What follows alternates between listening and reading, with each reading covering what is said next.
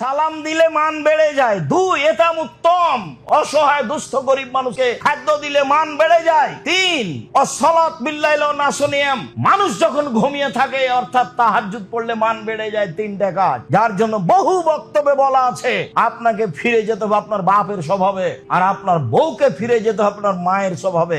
আপনার পিতার যে স্বভাব ছিল মসজিদ থেকে ফকির ধরে আনা, অসহায় মানুষকে খেতে দেওয়া, সেই কাজে আপনাকে ফিরে যেতে হবে। ঢাকা শহরে বসবাস করেন, 150 চাউল রান্না করেছেন, মেহমান আসলে স্বামী বউ বলা বলি করে, কি করবে চানাচের বিস্কুট দিয়ে বিদায় করে দাও। এখন যদি খাবার দাও তাহলে আবার রান্না করা লাগে। আব্দুল্লাহর বক্তব্য শুনেন, আপনাকে আল্লাহ রুজি দিয়েছেন আপনার আর স্ত্রীর, আপনার হাত দিয়ে। একটা ছেলে হলো তো 3 জনের দিলেন, আর একটা ছেলে হলো তো 4 জনের দিলেন, মেহমান আসলো তো 5 জনের দিলেন। যত মেহমান সবার খাদ্য কার হাত দিয়ে? আপনাকে দিলেন, আপনার হাত দিয়ে, যে আপনি মেহমানকে খাওয়ান। যার জন্য বলে রেখেছি, মাকে বলে দিবেন, পিতাকে বলে দিবেন, বোন আসলে আমার বাসায় খাবে, ভাগনা ভাগ্নি আমার বাসায় খাবে, আমার পিতার বন্ধু বান্ধব আসলে আমার বাসায় খাবে, আমার মায়ের আত্মীয় স্বজন আসলে আমার বাসায় খাবে। মেহমানকে খেতে দিতে শিখেন, বরকত হবে, এই কথা বলা লাগবে না কাউকে। মান বাড়বে, অর্থগত ভাবে মান বাড়বে, সম্মানগত ভাবে মান বাড়বে। যত মনটা সংকীর্ণ হবে তত আপনি পিছিয়ে উঠবেন, সব দিক দিয়ে পিছিয়ে উঠবেন। মনটা ছোট হতে একবারে ছোট হয়ে যাবে।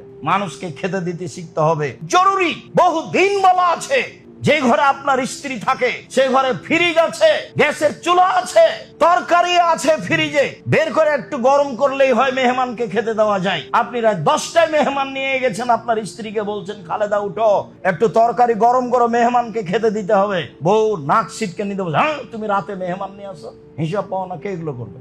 বলা আছে, এই কণ্ঠ আপনার মা শুনেছে, বয়স তার 80 বছর, তাড়াহুড়া করে বিছান থেকে উঠে আসে, আপনার বেটা থাক বৌমাকে উঠায়, আমি গরম করে দিচ্ছি। উনি যখন মেহমানকে খাওয়াতেন তখন ঢেঁকিতে চাউল, ধান ভেঙে চাউল রেডি করতেন, চাঁপাই নবাবগঞ্জে ঝাঁটা আটা তৈরি করে মানুষের খাওয়ার ব্যবস্থা করতেন। আপনারা ছিলেন 12 ভাই বোন, 2 জন ছিল কিষান কামলা, 14 জন।